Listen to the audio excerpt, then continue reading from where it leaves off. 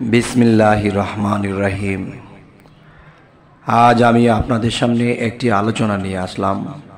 সেই আলোচনাটির মাধ্যমে আপনারা এমন কিছু বুঝতে পারবেন যে কথাগুলো জানলে আমাদের জীবনের দৈনন্দিন জীবনের ভালো মন্দকে এড়িয়ে চলা এবং জীবনটাকে সুন্দর করে গুছিয়ে নেওয়া এবং আখিরাতের পথ সুন্দর হওয়া।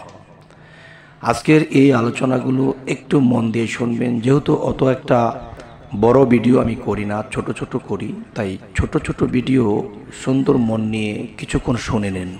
আজকে আপনাদের সামনে যে নামটি নিয়ে হাজির হইলাম সেই নামটি হলো ইয়া রহমানু।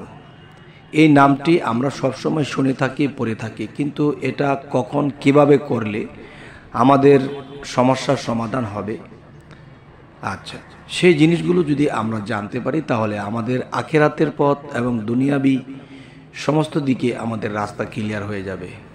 যেমন প্রত্যেক নামাজের বাদে এই নাম লিখিয়া 100 বার পাঠ করিলে মনে অলসতা, গ্লানি ও ভ্রম দূর হইয়া অন্যায় কাজ হতে বিরত থাকা যায়।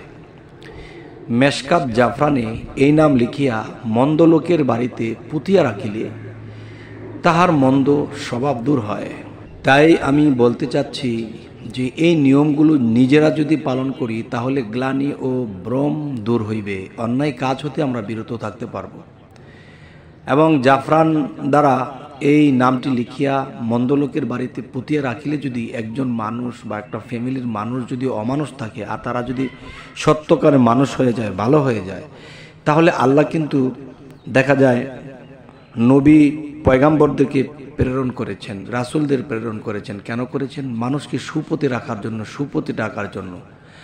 আজকে ইয়া রহমানু যে নামটি, এই নামটি যদি আমি নিজে কাজে লাগাই, আমার নিজের উপকৃত হইলাম। এবং দেখা যায় আমরা যদি মানুষের বাড়িতে এই কবচটি পুঁতি রেখে আসি, তখন তারা যদি ভালো হয়ে যায়, আল্লাহর পথে আসে, তাহলে সেই লোকটি ভালো হলে আল্লাহর কাছে ভালো হলো এবং আমার উছিলায় যে ভালো হলো, তাহলে আমিও পুরস্কার পাব।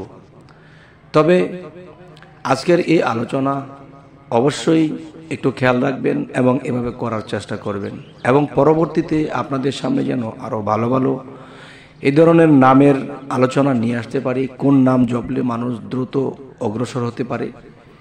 তাই নতুন চ্যানেল হিসেবে আপনারা যদি সাবস্ক্রাইব করে রাখুন তাহলে পরবর্তীতে আমাদের এই আলোচনাগুলো আপনারা পেয়ে যাবেন। তো সকলে ভালো থাকবেন। আল্লাহ হাফিজ।